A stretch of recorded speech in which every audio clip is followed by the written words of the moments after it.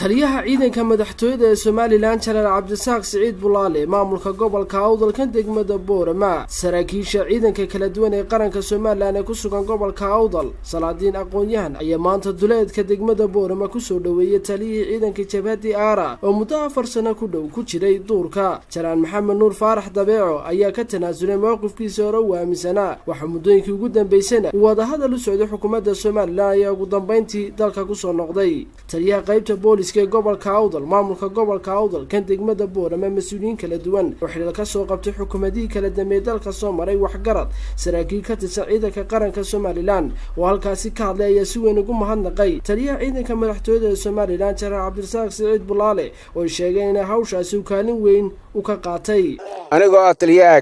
gaashaan la sare Muuse Cilmi Faarax waxaan cadeynayaa nabadgelyada gobolada galbeedka inay ka hirgashay maadaama aanu taaganay xafladii soo dhaweynta ee taliyihii ciidankii wabar ee xadka ciidan aanay ka dambeyn gacmo furan baan ku soo dhaweynaa aad baan ugu faraxsanahay inaan halkan ku soo dhaweyno annagoo ka kooban janankii madaxtooyada Cabdisaaq Siciid Bulaale maamulka gobol iyo degmada odayaal iyo dadweynaha oo ka kooban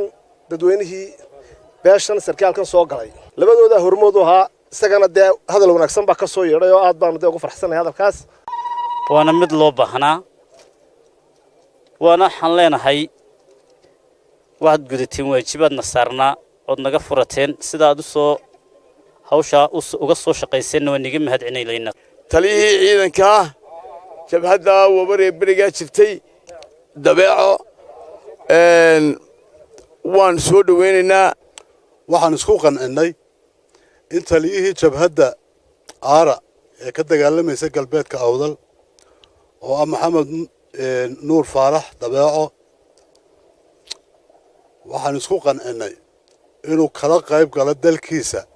iyo dadkiisa wixii horumar iyo dimuqraadiyad u danka jira Maxamed Nuur Faarax ku magac dheer Dabeeco isagoo ahaa jananka jabhaddaas waxa uu isagoo iskii iyo aqligiisa iyo maankiisa wata iyadoo annagu aanu qayb weyn ka qaadanay sidii arintan sidii loo soo afmeeri lahaa qarankan hore u soconayaa waxaan kaloo mahad celinaynaa mas'uuliyiinta qaranka oo nagala joogo janankii madaxtooyada Cabdisaaq Siciid Bulaale taliyihii ciidankii maxaa jabhadii gobolka Awdal waxaan maanta ku soo dhaweynay annagoo qacmo furan ku wadna ayaan keenay halkan Jalaan Maxamed Nuur Faarax Dabeeco halkaas ugu dambeyntii ka hadlay ayaa sheegay in wixii ay tabanayeen ay ku dhameyn doonaan miiska wada hadalka waa taliyihii ciidanka Aara ninku de kolba siba isku tustaa